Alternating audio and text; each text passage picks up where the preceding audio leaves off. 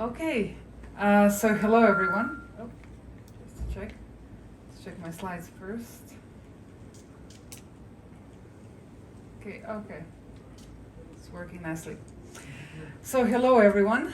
Welcome to the third day of this conference. Hopefully you all well and alive. And welcome to what I think is one of the more interesting topics, which is now that you've been a couple of days in Belgrade and Serbia, you probably noticed just how interesting and prolific this ecosystem is. And in this presentation today, we'll be going through some of the more systemic things that are happening, not only in Serbia, but also in the region. And in this presentation, I'll really do my best to give you an overview of what are the activities and companies that are happening, and also what are some of the predictions. How can we further foster and nurture this ecosystem to get the most out of it? A bit of introduction initially. So my name is Josipa. I'm one of the co-founders of Revuto. Revuto is an active subscription management company. We're a part fintech, part crypto solution. And essentially what we do, we help you to manage seasonality of all of your subscriptions. So your Netflix, your Spotify, everything. We're based out of the region, so from Zagreb, Croatia. And we were the first ones to do an ICO on Cardano, where we raised a total of 10 million. Yes, some Cardano fans, thank you. And we have a 3 million user waitlist and a 350,000 active user base. Although we're active in this space, the purpose of today's presentation will really to talk less about Revuto and more about what's happening in the region and why we think that's so relevant for you. So first, a bit of a backdrop on why I'm even giving this presentation to you. A couple of months ago, Sifted, a popular media outlet based out of London, UK, they asked me to do a piece on what's happening in the region. Sifted is a media funded by the Financial Times. Most of their reader base is actually VCs and investors based out of Europe and the UK. And they're in general looking to read interesting stories about prominent tech startups and about interesting investment opportunities. And when I started researching for this piece, I was actually really pleasantly surprised because although I thought I knew everything about the space, I was actually really surprised by some of the facts that I'll be outlaying here today. So the main premise of this piece and from this presentation is that although you probably think that the crypto capital of Europe is Zug in Switzerland, we actually think that in real and development terms, the main capital of Europe is most likely the Balkan region, so kind of former Yugoslavia, or the politically correct term would be southeastern Europe. This would include countries like Slovenia, Croatia, Serbia, Bosnia, and Montenegro. So when we talk about the SE region, crypto region, how and why, we really have to take a step back and kind of look at some of the metrics that give us an indication of just how big the ecosystem is and why should you care about it. So when we look at kind of hard facts, and the easiest fact to measure is the amount of capital influx that was happening in the past year or so. Primarily, let's look at 2021 because it's the easiest year to measure because the numbers are already out. So when I started doing this piece, the first and most interesting fact is two of probably the most interesting deals in crypto globally, one of them being Celsius and the other of them being Polygon, are incredibly tied to Belgrade, Serbia. And the reason how they're tied is, I'll go kind of one by one and then discuss them. First, Celsius, they raised a total of 750 million. And in this last year, they raised 350 million. They actually have one of their biggest global development offices based out of Belgrade. They recently bought, and they actually did a carve out from the company called MVP Workshop. So both yesterday and the previous day, you had a chance to hear their CEO and also their spin-off company. So a year ago, the transaction was finalized. They bought 2/3 of the MVP Workshop development team. And actually most of the work that's happening for Celsius, which is one of the biggest global DeFi or CeFi to be more specific stories, is incredibly tied to the region. The second story is Polygon. So we all know, and some of us love Polygon.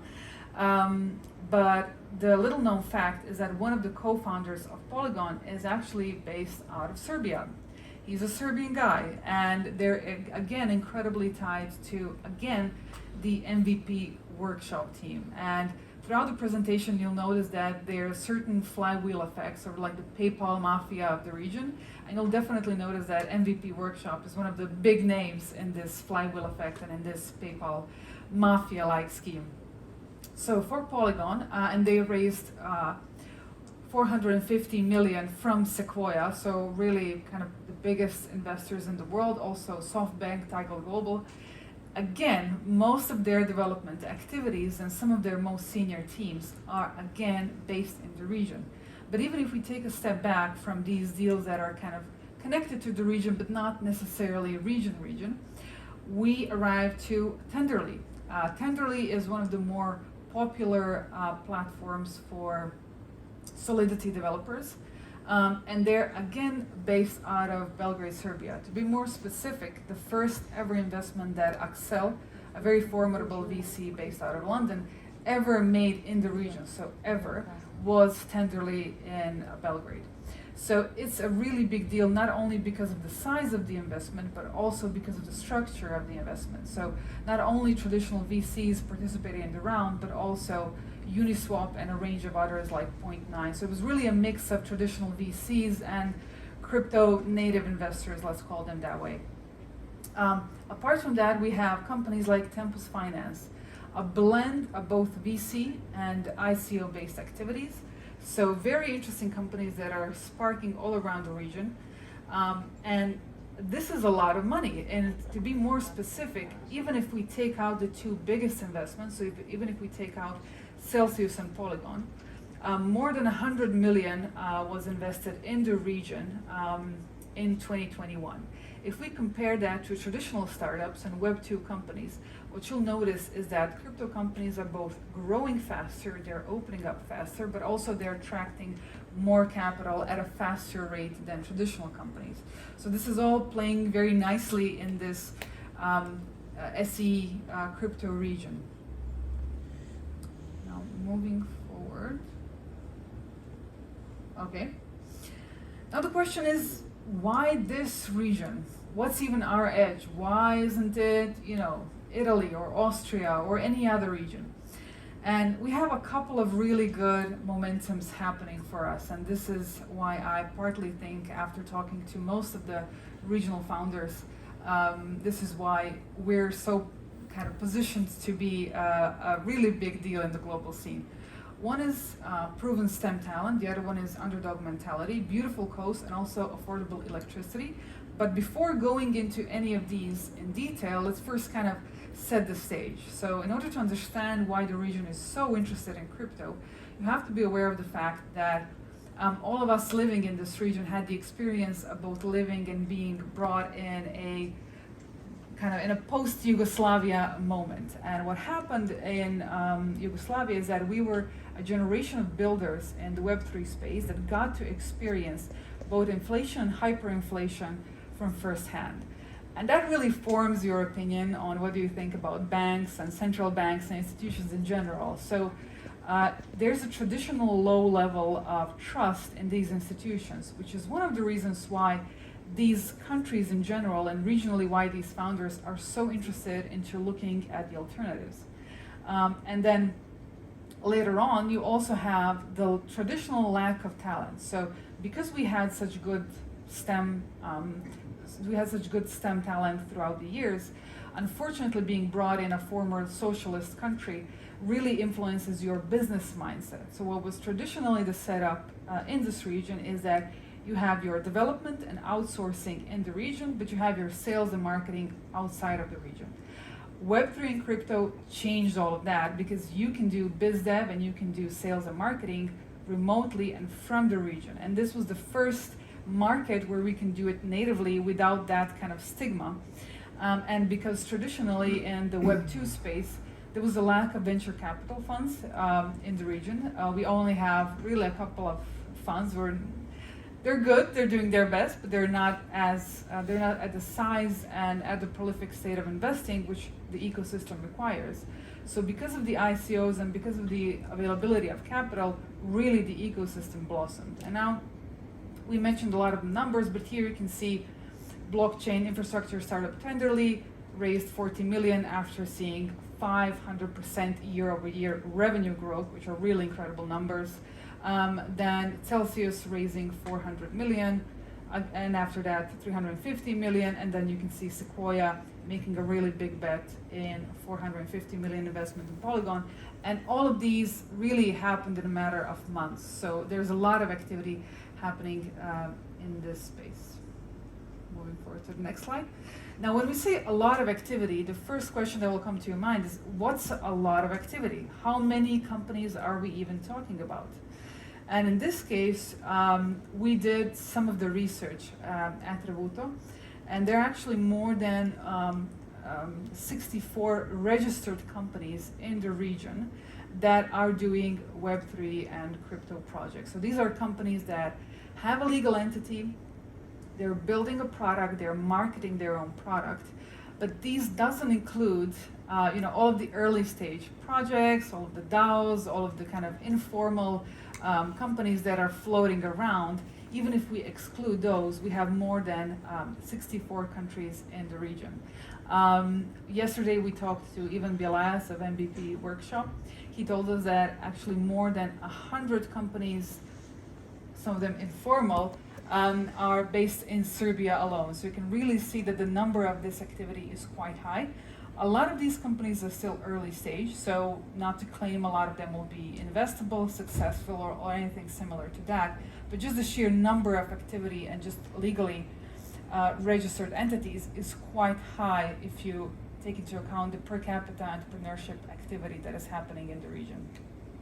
If you're interested in looking at these companies, this is the link. You have the Airtable linked in the Sifted article, so if you want to read it through or contact any of the companies, you have the information below. And now let's discuss what is the region. So as we mentioned earlier, it's Slovenia, Croatia, Serbia, Bosnia, Montenegro. But if we talk about all of the different stories that are happening in these countries, they're actually quite different. And the interesting pattern that's happening is that the region really ebbs and flows. So in every bull run, we have a new country leading the momentum. So in the 2017 bull run, it was all about Slovenia. Slovenia managed to have institutional support from the top of their government. They had a very tax-friendly legal setup, which attracted both freelancers, companies, and just crypto aficionados. They even had Bitcoin monuments in the city center, and in general, they're ranked really high. They've been crowned as the most crypto-friendly country because you can pay virtually anything in crypto. It's your hotel, is it your lunch, is it FMCG, really anything and everything. And really the kind of symbol of the 2017 boom in Slovenia was a wave of ICOs, but also the biggest crypto exchange, which was then sold in 2018 for 400 million. So that was really a big moment for Slovenia. Again, per capita, one of the strongest and most interesting ecosystems in the world. Relatively small country, a lot of activities. In the next wave, 2021, it was all about Belgrade and Serbia. So we've seen a ton of activities. Again, a lot of these activities are actually formed around MVP Workshop as sort of the center of this PayPal Mafia-like flywheel effect, where you have both current and past employees that are spinning out companies, which MVP then supports both operationally and financially. And then we have also Montenegro, which is doing a really brave step forward, and their government is saying that they want to position and promote themselves as a legal hub for crypto startups. They even gave Vitalik a citizenship. The entire Ethereum Foundation was hosted very generously in Montenegro, and it seems that they are making a really strong and brave push in the direction of becoming a crypto-friendly nation. And then obviously the big question is, who's the contender for the next bull run, because as I said, it goes in ebbs and flows. So 2017, it was all about Slovenia, then all about Serbia. Maybe next country will be Montenegro, maybe Croatia, who knows. What's interesting is all of these countries are in general very attractive to digital nomads. So you probably noticed all of these kind of posts that are floating around of people from the US discovering that they can live on $40, $50 a day on a very generous lifestyle in Serbia, in Croatia, in Montenegro. And they're fleeing to all of these countries just to enjoy their lifestyle. But these digital nomads, they often have a kind of cost-saving mindset. So they don't want to spend a lot, they just want to enjoy a lot. Because if you can be a software developer in London, you pay really high rent for your apartment, but because of COVID and because of remote work policies, you're actually just sitting in your apartment and working with your team. Why not come to Montenegro or Croatia, enjoy a wonderful lifestyle, enjoy the sunshine, enjoy the beautiful coastline, pay less and earn the same amount? So obviously people are exploring all of these possibilities, and a lot of countries are even introducing digital nomad visas. For example, Croatia introduced the digital nomad visa right after COVID was brought, and people just decided, okay, let's do it. Why should we live in London? Let's go to the coast and let's just enjoy the lifestyle. But the thing that we're noticing is that digital nomads are, just from a kind of strategic standpoint, they're not the people you really want to attract in large numbers.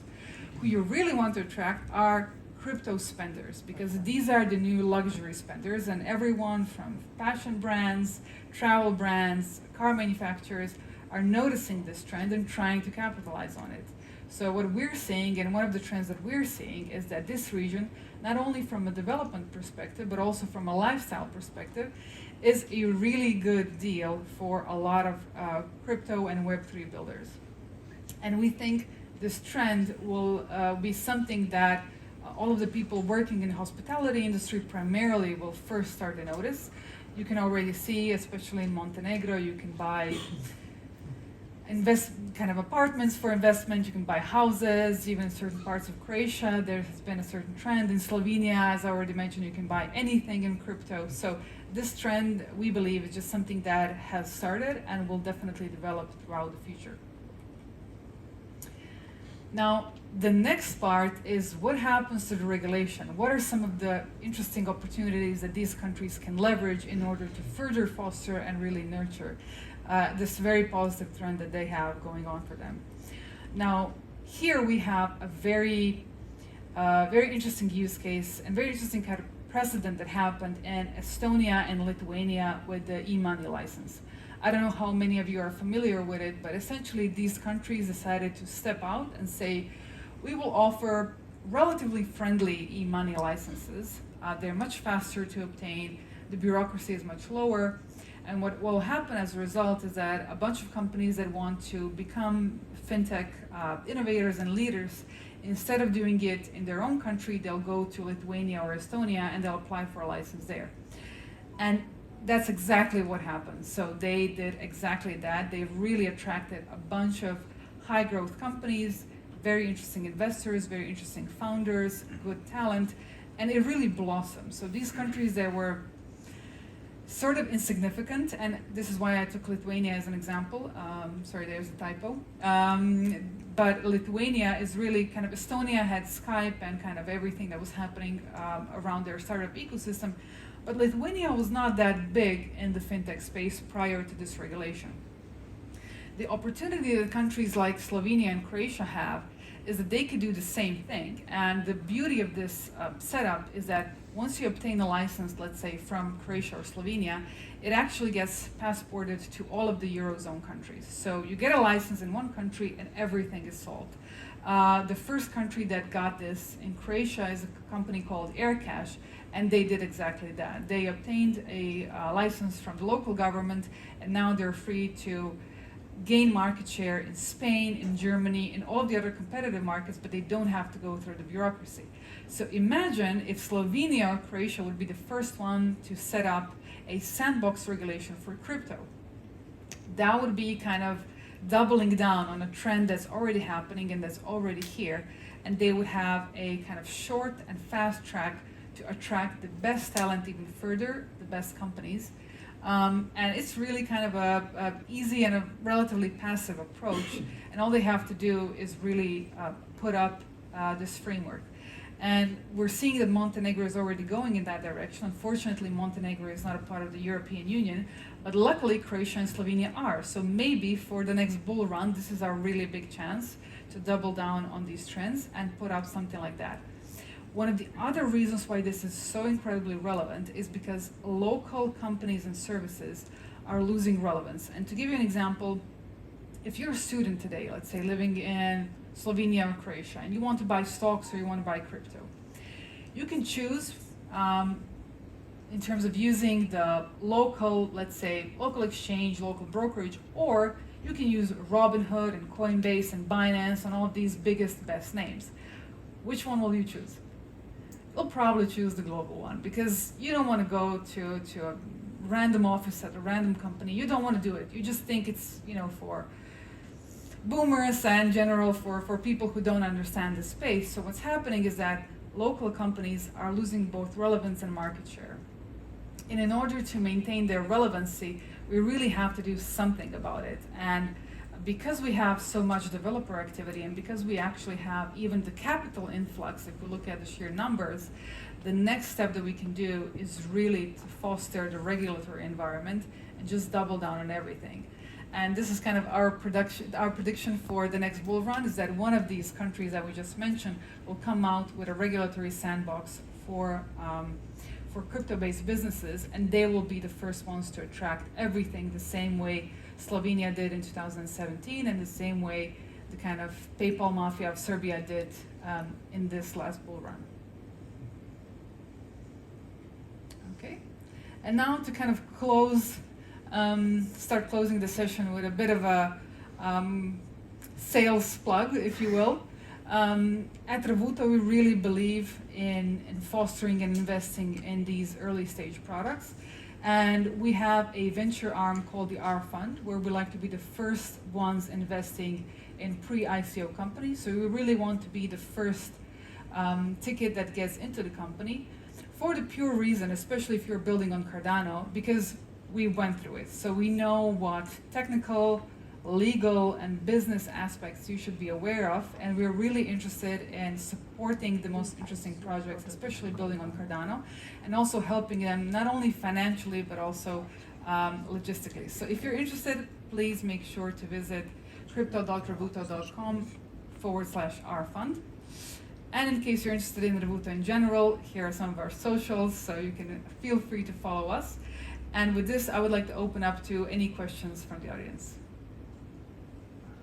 Yes? Yeah, everyone is going for EVMs and Solana. Why Just did a you choose second. Cardano? Wait for the microphone. Okay. Sorry. Yeah, sorry. So yes, everyone is going for EVMs and Solana because those are the big players in the market. Why did you choose Cardano? Yes, so that's an excellent question. When we were doing our ICO, which was exactly a year ago, we were thinking of whether we do an ERC20 token, whether we go to Ethereum, or we were kind of looking at all of the options. The bit about our business model is that we actually manage a lot of small transactions. So these are $5 to one subscription, $10 to another subscriptions, and the average user has anywhere between 5 to 15 subscriptions per month.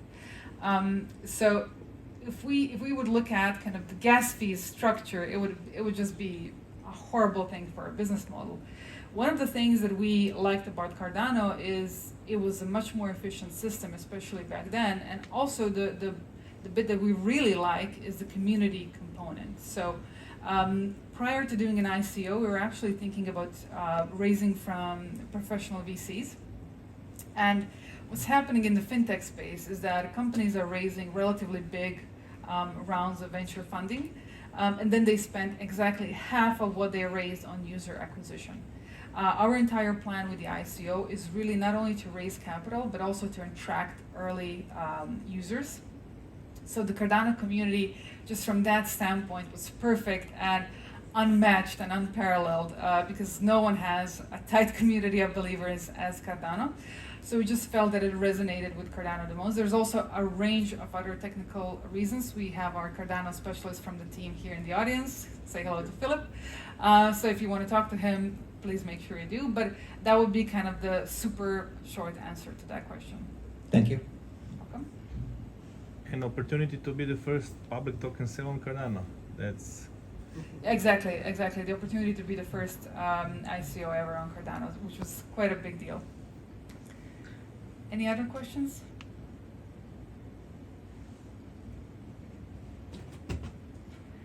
In case there are no questions, I would like to thank you all for coming to my lecture today. And yeah, have fun and enjoy the rest of the conference.